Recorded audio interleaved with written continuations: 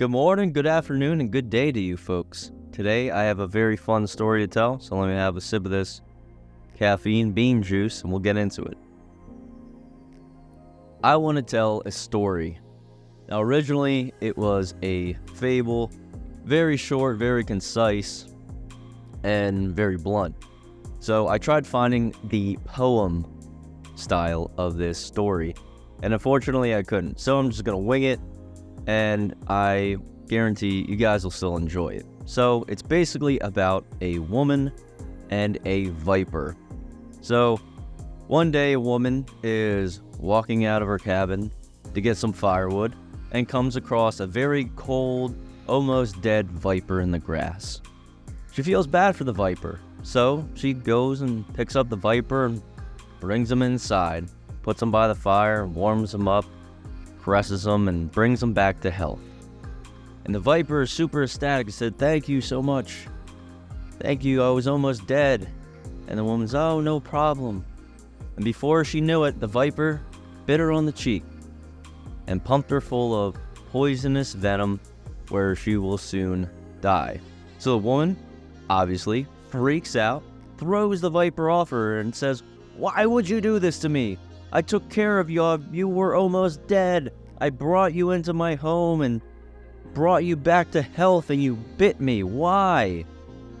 And the viper just looked at her and, "You dumb woman. I'm a snake. I'm a viper. It's what we do." And the original version of that story, which is Aesop's fable, very short. But basically it's a farmer finds a snake, a viper, almost dead in the grass, and he picks the viper up and puts him in his coat and brings him inside, warms him up, and then the viper bites him. And the man dies. See what I mean? It's very blunt and short. There's no kind of, intricacies of it. It's just like farmer was nice to the snake, brought him inside, snake bites him. End of story. He dies. Watch out for betrayal. And that's the moral of the story, is that Aesop's version is kindness to evil will end with betrayal.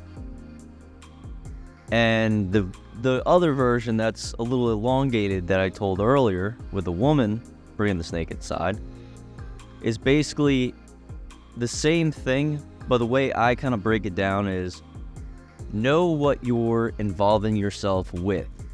Be aware of someone who is a snake, or a person who is a wolf, or someone who is like a coyote. I like the analogy of using people as wolves or coyotes, snakes too, but you have to understand the nature of that person, especially if you're gonna show amounts of kindness to those people or go out of your way to help them. Now, it's not necessarily bad to help people and have a big heart and be kind, and trust me, people pleasers out there, you nice people out there, I know you know me, know you, because I'm like you, so that's why you're here, right? Being a people pleaser and being a big-hearted person, you want to help everybody, right? You want to go out and about and help the whole world if you can.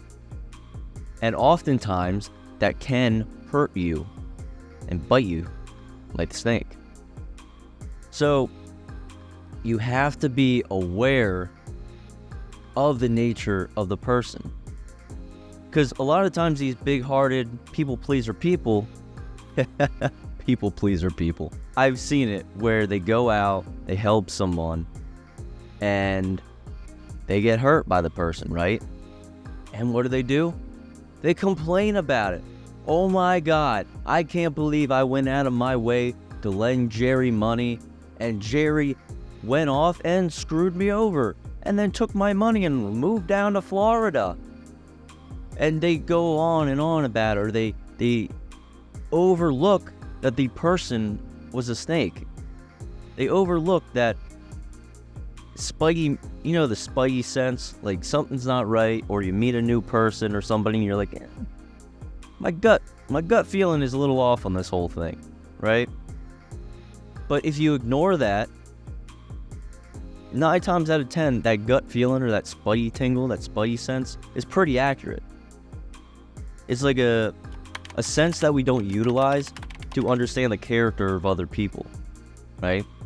When you get that tingle, you get that spidey sense or weird feeling, or you are warned by other people that, hey, watch out, that person's a little fishy, or that guy's kind of like a snake or whatever, right?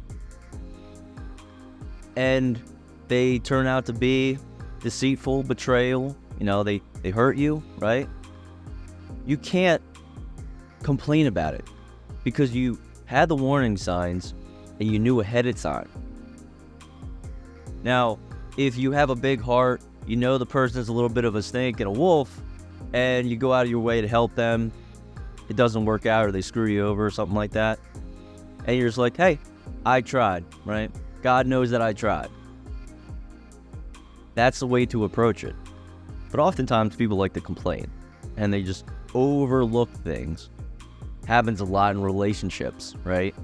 How many women out there, they see this dude is like, the bad boy, and they're like, nah, I'm gonna get him out of the club, Stacy.